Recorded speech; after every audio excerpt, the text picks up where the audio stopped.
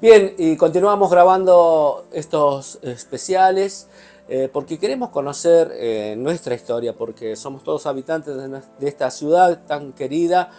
Entonces es bueno que nos conozcamos, sobre todo de las personas que tienen alguna historia en particular. Y la verdad que una amiga, yo voy a charlar con ella, Albina Santos, muchos las conocen como escritora, pero bueno, tiene una historia de vida muy interesante. Le agradecemos que nos recibas en tu hogar, en tu hermoso hogar, porque es un lugar que siempre me gusta estar. Hay un clima especial aquí en tu casa, Albina. Me agrada mucho tus palabras y te las agradezco, les agradezco. Y muy bienvenidos en mi casa y a Pamela también, que los estimo muchísimo los dos. Bueno, Albina, primero vamos a contar a la audiencia que te saqué de la cama. Así sos vos y me encanta que seas así. Te arreglaste un poquito y dijiste sí, ¿no? ¡Y qué apurón, qué apurón! Bueno, nada, me acordé de vos, teníamos que grabar y dije, bueno, la llamo, levantate y poné la pava que voy para allá. Y para colmo me llama una amiga que viene de viaje y le digo, Sí. perdona, no te atiendo en este momento. Vienen del canal, porque 15 minutos me diste, eres un 15 villano. clavados. Prepárate que en 15 minutos vamos y grabamos. Claro, sí, pero tuve que arreglarme, pintarme, bla, bla, bla, bla, bla. Espero no haber olvidado algo de ponerme. No, está bien, estás bien. Estás Gracias. espectacular y si querés, contame cuántos años tenés. Un montón. 87 años. 87. 87 hermosos y preciosos años. Me faltan 3 para los 90. Espero llegar para hacer una hermosa fiesta. Y Vamos a estar, nos invitás. bueno, si me acuerdo. Bueno, y quiero aclarar, para mí, que he tenido una vida tan difícil, con tantas tragedias, para mí es hermosa la ancianidad, la época que estoy viviendo, porque ahora estoy libre, ya no tengo las ataduras de tantas dramas como he tenido, y disfruto la vejez. Es hermosa. De estar bien Es en hermosa. este momento, en el hoy. Claro, estudio, todo, continúo estudiando. Sí, Has superado en tu vida cosas muy trágicas, Albina. Sí, lo que pasa es que yo pienso que cada ser humano tiene su destino. Lástima que el destino mío ha sido ya demasiado controversial, sin explicaciones, sin... no sé cómo diría, porque todo ser humano, o todos, o por lo general, nacen, tienen mamá, papá, hermanos, abuelas, abuelos, y todo un clan de familia. Yo no tuve nada. Apenas conviví con mi padre y mi hermano, y fue muy difícil, muy difícil. ¿Dónde naciste? ¿Perdón? ¿Dónde naciste? En Puerto Deseado. Puerto Deseado. Puerto Deseado, un 7 de febrero de 1937. ¿Qué pasó con tus padres? Bueno, mi padre era español, venido de Galicia, anduvo por la República Argentina y luego, en una época de crisis económica, tomó un barco en Bahía Blanca y se vino a la Patagonia, porque pensó que España en partes había guerra y no había guerra, y Buenos Aires se daba la olla popular, me cuenta mi padre. Y llegó justo en 1921, cuando aquí terminaba justo el problema de la Patagonia trágica. Él me contaba que llegó, tenía 25 años él, y se fue a trabajar al campo, y no sabía nada de campo, obvio, menos de la Patagonia. Y fue una estancia que está del otro lado del río Deseado, y entonces, como no sabía mucho trabajar, el estanciero le dijo que recorriera con el caballo el campo para ver si hay animales muertos y esas cosas, porque generalmente... El alambrado y todo eso. Claro, porque los animales muertos, si se puede, se les sacaba el cuero, que sirve para embolsar y vender. Y resulta que mi padre me cuenta, hija, me dice, fui a un lugar donde estaba lleno de zorros, piches, comiéndose personas muertas, fusilados. Y yo le digo, papá, ¿qué hiciste? Me fui a la estancia, agarré una pala, hice una fosa común y ahí deben estar. ¿Esa es la famosa fosa común? Sí, De se la hace una fosa de... común cuando ocurre estos casos así. Cuando hay muchos fallecidos, es una Ajá. fosa común en el campo, así, ni se sabía quiénes eran las personas. Por lo general eran europeos, generalmente lo que más se mató fueron europeos. Yo no sé si en esa época había ese resquemor de haber tantas nacionalidades europeas, que era lo que más abundaba, que quizás quisieran reclamar tierra, digo yo, porque no puede ser que mataran tantos extranjeros, porque argentinos había muy pocos en general, yo incluso soy hija de extranjero. Chilenos también había. Chilenos había, pero todavía no había tanto chileno, ¿eh? Pero acá el que tuvo, se puede decir, una voz de mando, que ustedes cuando si han visto la película La Patagonia Trágica, al Sí. final ustedes han visto cómo mira asombrado que los ingleses están cantando en inglés. O sea, los ingleses se puede decir que eran los que dominaban todo y su moneda era valiosa, tanto es así que muchos estancieros pagaban a sus obreros con las libras esterlinas. Ah, Y estaban los bancos de Londres y muchos bancos que eran casualmente ingleses.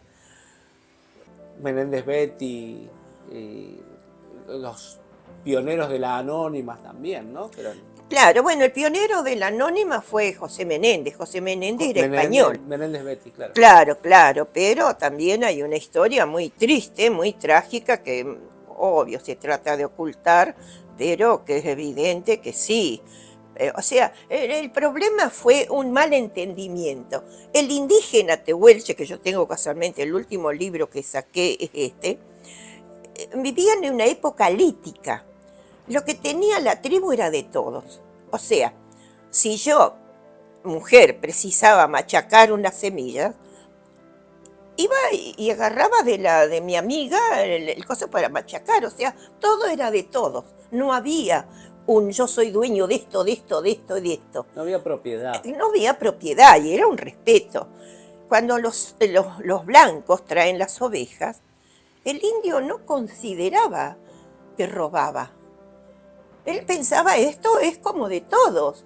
Está en la tierra, Claro. es de todos. Y ahí fue cuando José Menéndez, bueno, sí, es verdad, ha matado indígenas, ha matado indígenas. Pero Pagaban patacones, ¿no? Por las orejas primero y después andaban. claro, eran muchos, los problemas fueron muy manifiestos, pero también hubo un mal entendimiento. El blanco no entendía la costumbre del indígena y el indígena, obvio, que no iba a entender las costumbres del blanco. Porque el indígena era dócil. El indígena el tehuelche siempre fue dócil y tranquilo, muy pausado. Yo he conocido y he tenido muchas amistades tehuelches en Gobernador Gregores, hombres y mujeres, y son personas, primero que nada, se encierran en sí mismas. Tiene que ser una persona que ellos agarren confianza para realmente tratarse. Si no se cierran y es un sí, no, sí, no. Pero quizás mi carácter risueño, lo que les hacía chistes, hicieron que sí, mucha gente me apreciaba muchísimo. Bueno, Albina, Sí. nos vamos con la historia, obviamente, que es interesante y uno que se atrapa también, pero queda atrapado también, pero quiero conocer tu historia de vida. Naciste en Puerto Deseado, me contaste de tu papá, Sí, ahora cuento de mi mamá, tu perdón. mamá. Mi madre. Mi bisabuela, Albina Fariña, llega de Italia a Chile, con Chile en indígenas. Nunca supimos qué fue, ni por qué estaba allí, no sabíamos nada. Porque mi abuela poco contó y yo no la traté nunca a mi abuela porque mi padre me impidió tratar a mi abuela. Mi abuela tenía estancia. Resulta que Albina Fariña se casa con un cacique de la tribu y nace mi abuela, Corina Muñoz. Mi abuela, que se nota que ha sido una mujer instruida, en esa época manda a mi abuela, a Carmen de Patagones, porque allí estaban los sacerdotes y las monjas, que enseñaban a leer y escribir. Tampoco supimos nunca por qué mi abuela no volvió a Chile. Y cuando le preguntaban por la mamá o algo, era muy lacónica, no explicaba nada. Ese es el misterio. Mi abuela se casa con Valerio Escobar, mi abuelo.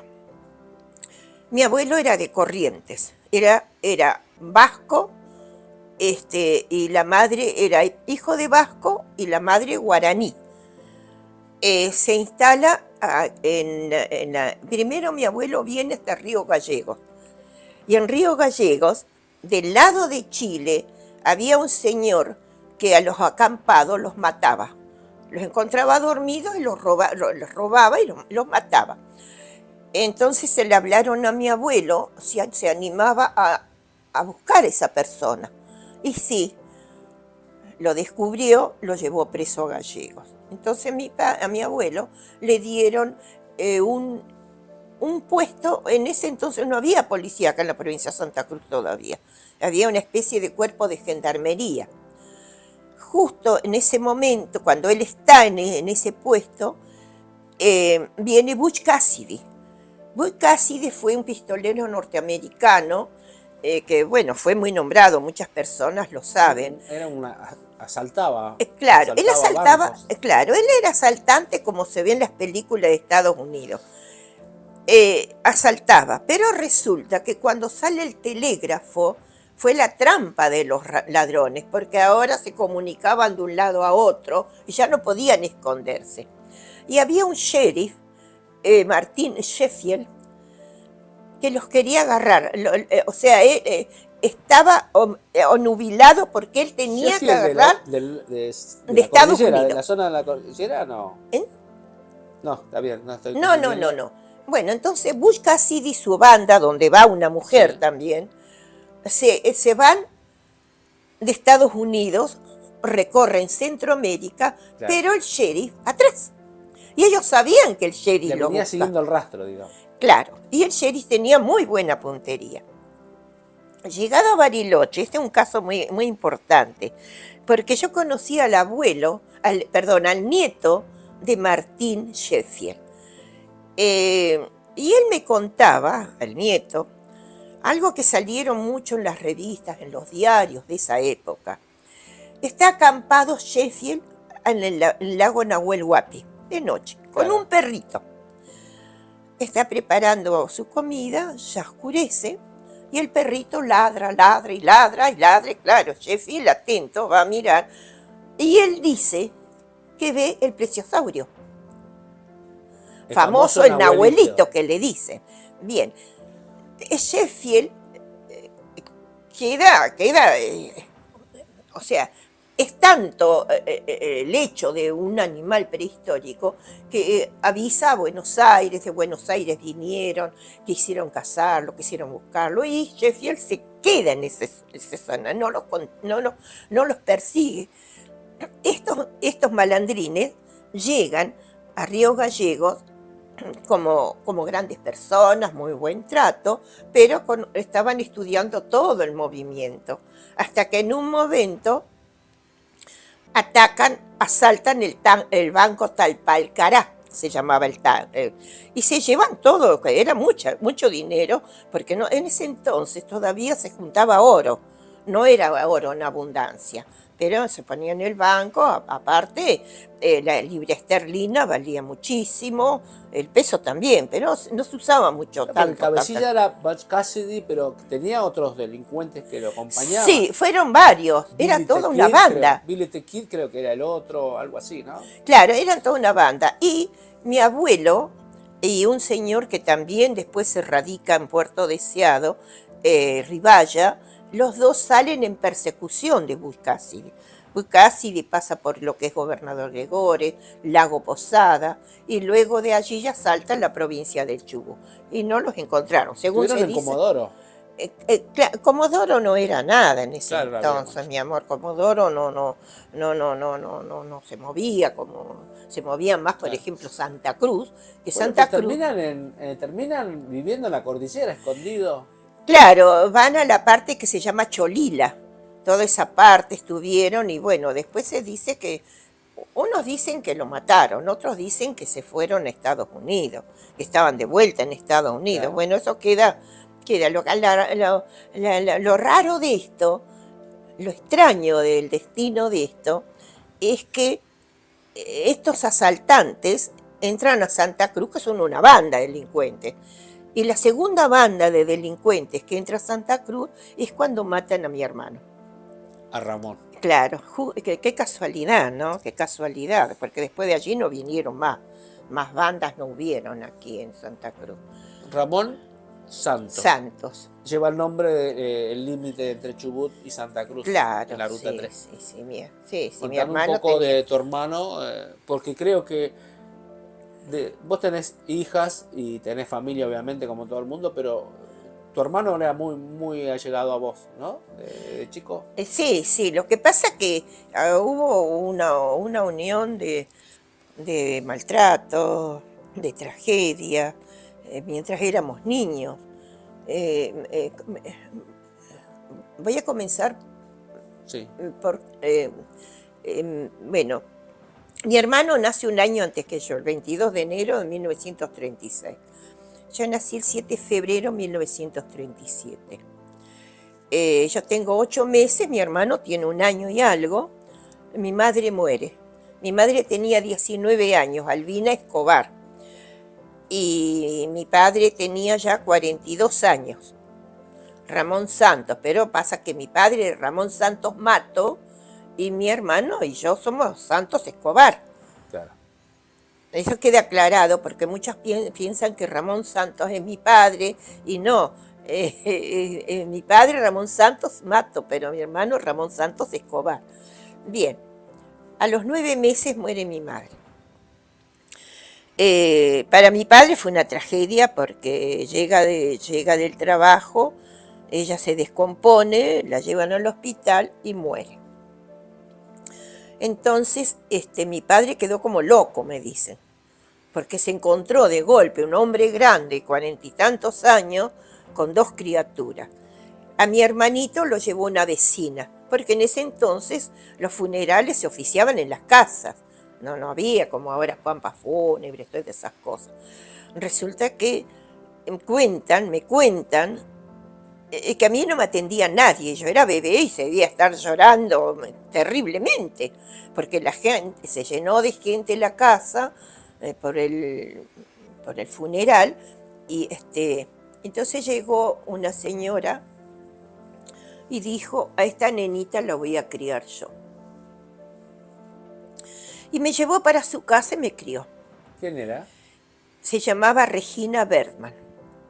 Regina Bergman, que yo lo menciono en un libro, era rusa, había escapado del zarismo ruso. Había escapado, como, qué extraño, ¿no? Cuando cae el zarismo, que matan a todos y llega el comunismo, un hermano del zar, Romanov, el apellido de los zares era, zar quiere decir rey en Rusia, y Romanov era el apellido del zar. Y mataron a toda la familia, incluso las hijas, el hijo, todo, y todos los que tenían una razón de familia o de ser aristócratas fueron muertos. Pero Popey Romanov, que era hermano del zar, huye también. Huye y se instala en Chubut, en Río Pico, una localidad muy chiquita que está en la cordillera. Yo en la novela, en la parte esa que es novelizada, la pongo la pongo a Regina junto con Romanov que huyen. Pero eso nunca se va a saber. Yo sé que ella era del zarismo. Ahora, Romanov estuvo acá en Caleta en una oportunidad, después falleció, pero ya se disolvía el comunismo, que fue, ¿no?, la caída del muro de Berlín y la caída del comunismo. Bien, a mí me cría doña Regina, pero un señor inglés es el que se preocupa por mí, el que da todos los gastos que yo tengo, todo. Parece ser que este hombre habló a doña Regina para que ella me criara, pero él contaba con todos los gastos. También doña Regina es su pareja, porque no eran casados, se casan recién cuando ella está por fallecer, se llamó Antonio López Bande. Antonio López Bande, en su lecho de muerte, me cuenta que estaba preso en Addis Abeba. Addis Abeba es en África y era la legión extranjera. Pero en ese entonces la legión extranjera eran presos de muchas partes del mundo. Generalmente europeos se los mandaba allí.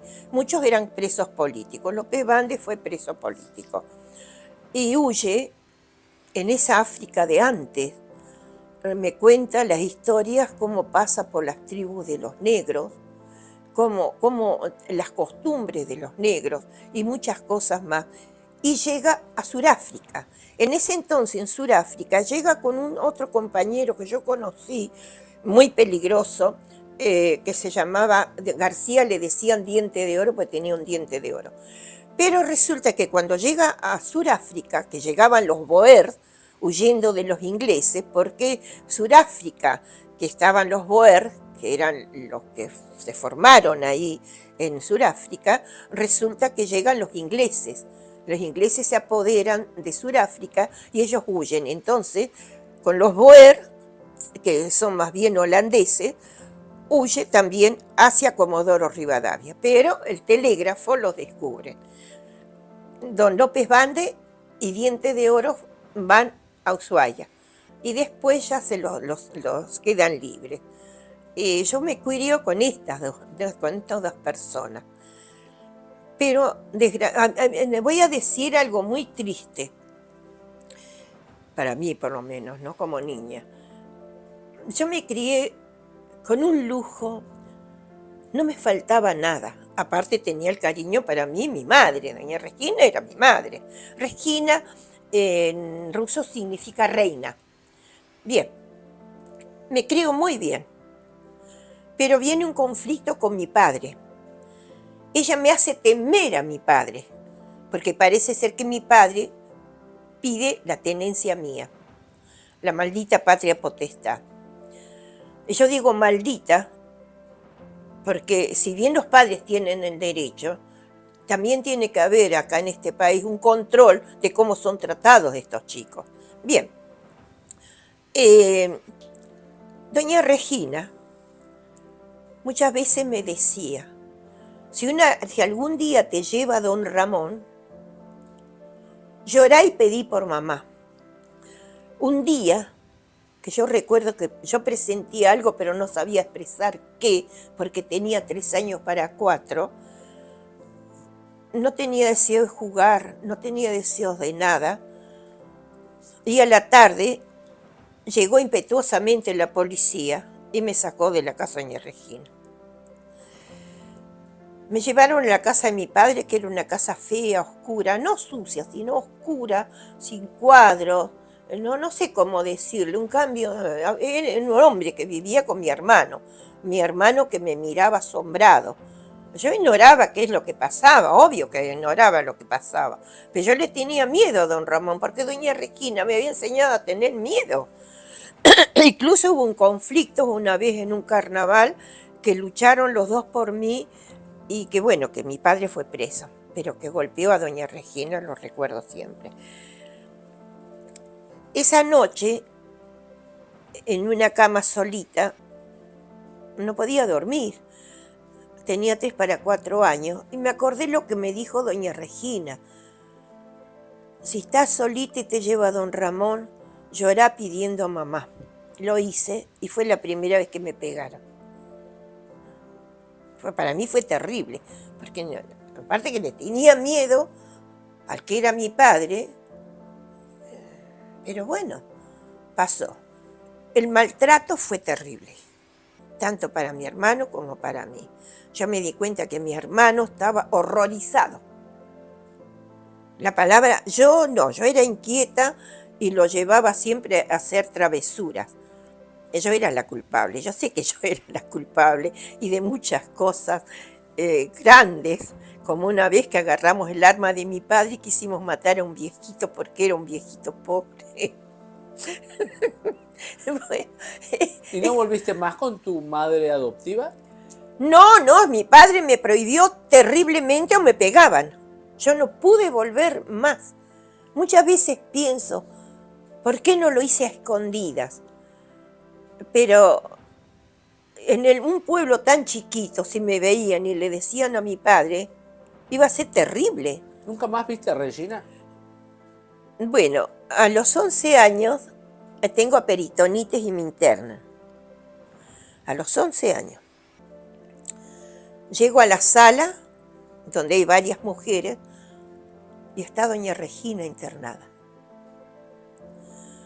Desde su cama, en la sala, me preguntó, ¿cómo te trata tu padre? Y yo hice un gesto. Ella dijo, ya me parecía. Me operan. En ese entonces era la época de la guerra. No había calmantes. Es un desastre. Me operaron de apéndice. Y yo recuerdo en la noche removerme en la cama de dolor, y quizás fiebre. Y en los momentos así como una lucecita de lucidez, doña Regina pasó toda la noche, que tenía cáncer, toda la noche cuidándome. Cuando yo recuperé la conciencia, ella ya estaba en su cama. Y fallece al tiempo. Ella fallece al tiempo. Mi padre nunca me dejó tratar con mis abuelas, con mis tías, con mis tíos. Me crié sola. Sola con mi padre y mi hermano. Mi hermano después entra a la policía de la provincia, de la zona militar. Esto era zona militar. Y luego tiene un problema controversial en la comisaría, sale y se va a la estancia de mi familia. Pero ya mi abuela había fallecido, estaba un tío. Y pelea con mi tío, porque era alcohólico, y se va a la comisaría Laura. Comisaría Laura había sido anteriormente, una estancia de mi abuelo, que después se cambia, porque hay un lugar que se llama Bahía Laura, acá en Santa Cruz. Bueno, Bahía Laura era un pueblo, tenía banco, tenía la anónima, mucha gente lo ignora, tenía de todo, pero el gobierno, cuando hace la idea de los ferrocarriles, que después quedaron inconclusos y después los sacaron, los ferrocarriles salían de Buenos Aires, pasaban por toda la cordillera, llegaban hasta Río Gallegos. Y los otros ramales, por ejemplo, de Comodoro Rivadavia llegaron hasta Sarmiento. De Puerto Deseado llegaron hasta Las Heras y quedaron inconclusos. Pero entonces los pobladores de Bahía Laura, que se habían formado muchas dunas, se fueron cambiando a Puerto Deseado. Tanto así que la anónima la desarman y después en Deseado eran chapas remendadas. Pintados, sí, pero eran chapas remendadas, por ese motivo. Bueno, mi abuelo se va de allí también y pone Laura en la estancia esa. Como el agua se va desapareciendo, entonces dona un pedazo de tierra al gobernador Gregores en ese entonces. El gobernador Gregores hace allí la estancia, la comisaría Laura, que después yo cuando me caso voy justo a vivir a comisaría Laura, cosa del destino. Y él se va a lo que es Tres Cerros, donde pasa la cabaña, esos eran campos de mis abuelos. La verdad que ¿has escrito de esto? ¿De todo esto que estás contando? Querido, mis 87 años. Bueno, sí, yo me casé en el año 1954. Sí. Así que voy acá casualmente a Bahía Laura. Después nos la trasladaron a Jaramillo, después estuve en Deseado y luego Gobernador Gregores, porque mi esposo, como era policía, radiooperador, nos trasladaban. Hasta que, estando en Gobernador Gregores, una hija mía tuvo un problema muy serio de salud y entonces, para tener más facilidad de médicos y todo, nos vinimos a Caleta Olivia. Ya aquí después ya me quedé. ¿En qué año? Año 1967. Caleta Olivia lo conocí, podría decir que era una especie de campamento. O Claro. sea que Caleta Olivia, en cierta forma, nunca fue pueblo.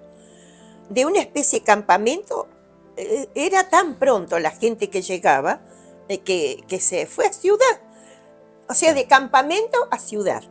Ese es el salto que ¿Era un pegó Caleta. campamento porque se estaba construyendo el telégrafo? ¿Era un campamento porque era el embarcadero de lana? ¿O ya se venía lo que era después, a posterior, el petróleo? Claro, a posterior el petróleo. O sea, el petróleo todavía recién Claro. comenzaba, se había encontrado poco, no era que se agilizó rápido en Comodoro Rivadavia. Entonces, ¿por qué la gente vivía en Caleta? Claro, o sea, acá primero pasaron, dejaron los palos para poner el telégrafo, que el telégrafo llegó hasta Río Gallegos y después para Ushuaia. Sí. Eso fue así. Pero no hubo nadie acá.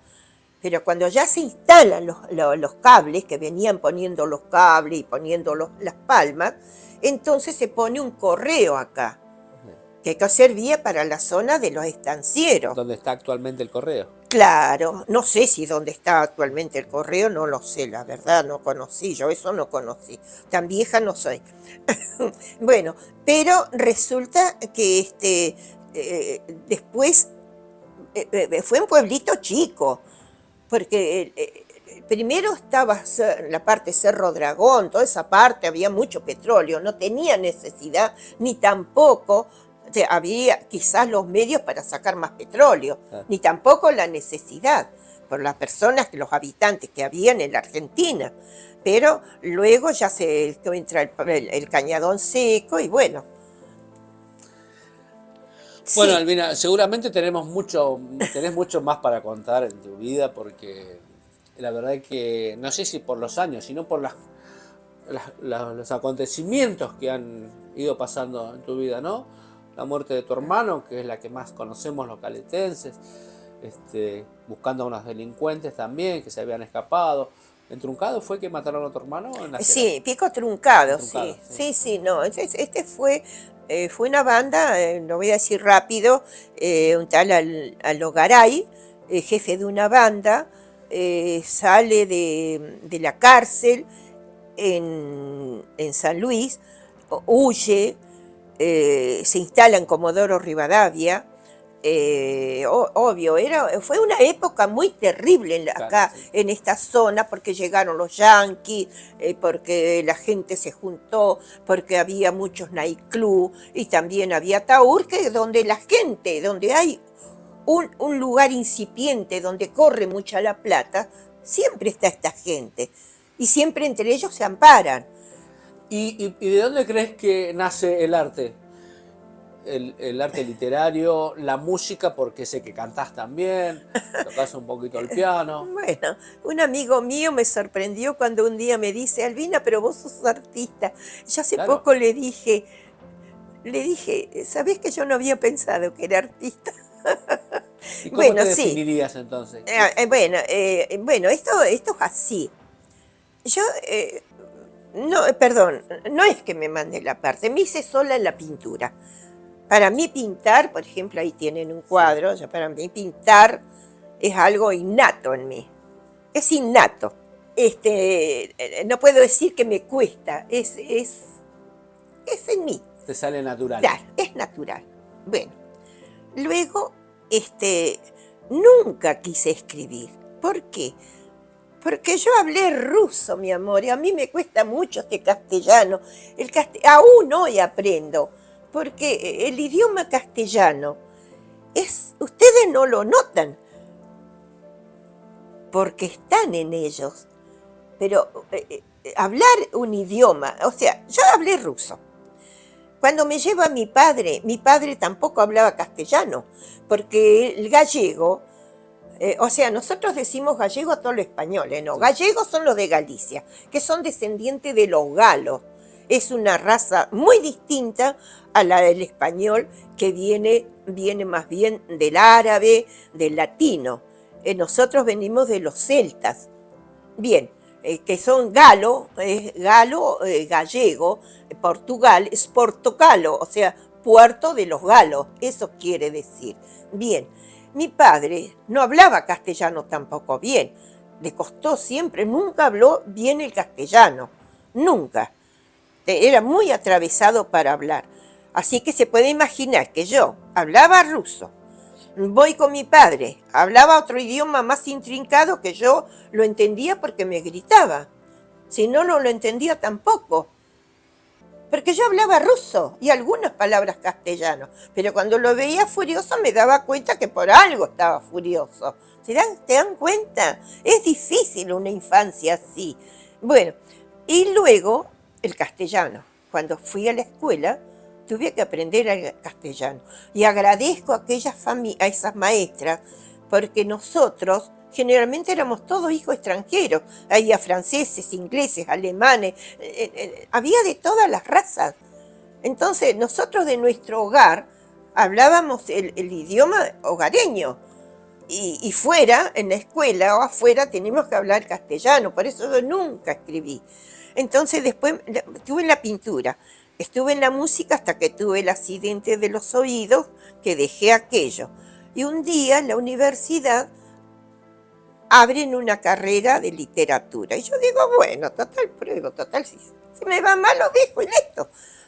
Sí, fui yo la más asombrada en lo que escribía. Pero los errores no eran errores, eran horrores. Claro, pero me fui haciendo, y conste que comencé la universidad a los 50 y tantos años. Y era difícil para mí, fue difícil. Me costó muchísimo, pero me gustaba expresarme, comunicarme. Ese es el caso. Llevo ya 6 libros presentados. Cortito, no quiero dejar pasar una historia que sé que también debe de ser importante en tu vida y que tiene que ver con seres extraterrestres o con objetos voladores no identificados. Así que me parece que con esa anécdota podemos cerrar. Ay, por favor. Este es algo, no puedo creer. Nosotros viajábamos a San Julián, invierno, todo helado. El chofer, yo estoy al lado del chofer, después van 2 señores más y 2 criaturas. 3 estrellas en un cielo hermoso de invierno, en esa altitud. El cielo se parece que está más cerca. Claro. Las estrellas son millones. 3 estrellas. Estoy mirando y una me parece que, la del centro me parece que se mueve. Y pensé, no, si a veces parece que se mueve. La volví a mirar y se movió. Y le digo a San, ¿vio esa estrella que se movió? No, señora, me dice lo mismo, las estrellas parece que se mueven. Le estoy diciendo que la estrella se movió y la estrella, así como uno cierra los ojos y lo abre, estaba al lado del camión. Impresionante. Este señor San yo me enteré muchos años después que quedó muy confundido. Que su cerebro, una parte sabe que lo vio y otra parte duda que lo vio. O sea, yo entiendo que no es para todos los seres humanos esto. ¿Cómo es el plato volador? Como 2 platos juntos, soperos, tienen luz propia, no como nosotros que necesitamos una luz para andar. Todo el metal es luz y esas patitas que bajan abajo, que dicen luces, es para que no choquen contra el suelo. Algo así como los vehículos de ahora, que uno da marcha atrás y le está avisando, ¿vio? Bueno, algo así. Nos siguió y son 210 kilómetros, así que 180 kilómetros fáciles hasta Puerto San Julián. Noté que cuando paraba, perdía energía. Del plateado, de la luz brillante, se volvía amarillenta. Nosotros seguíamos avanzando y él recargaba, él recargaba energía, y en menos que uno hacía así con los ojos se había adelantado varios kilómetros. Así hasta Puerto San Julián. Llegamos a Puerto San Julián con un plato volador al lado. Y yo les decía, pero ¿qué va a pasar, por favor? Porque esto no es solamente, es internacional. Y de golpe, ¿cómo desapareció el plato? Increíble. Se fue para donde está el sol, donde el ojo humano no lo puede ver. Pero no es solamente eso. Y yo me puse a pensar, si era una estrella lejana en el universo, a millones de kilómetros de años luz, y la Tierra desde esa distancia es una arenita, es nada, ¿fue mi pensamiento que lo atrajo? Puede ser. Gracias, Albina, por contarnos tu No. historia. Creo que pocas veces lo contaste en los medios de comunicación, ¿no? Sí, sí, y bueno, pero después me encontré con otros ¿Y vas a platos escribir? voladores. ¿Vas a escribir de eso? No. No. No, esto del plato volador sí lo tengo en bien. uno de los libros, en un codo del río Chico, ahí menciono esto, sí. Únicamente les quiero decir, Pamela, Leonardo, mi agradecimiento, un placer tenerlos aquí. Sé que están apurados, siempre están apurados, pero les estoy muy agradecida. No, gracias. Gracias. Bueno, me parece que era interesante compartir la historia, seguramente lo habrán disfrutado y dan ganas de seguirla escuchando, Albina, porque tiene mucho para contar, les puedo asegurar. Así que por ahí quizás grabemos algo especial con lo que tiene que ver con la literatura. Gracias por recibirnos y acordate de invitarnos para tu cumpleaños. Cruzo los dedos que pueda llegar.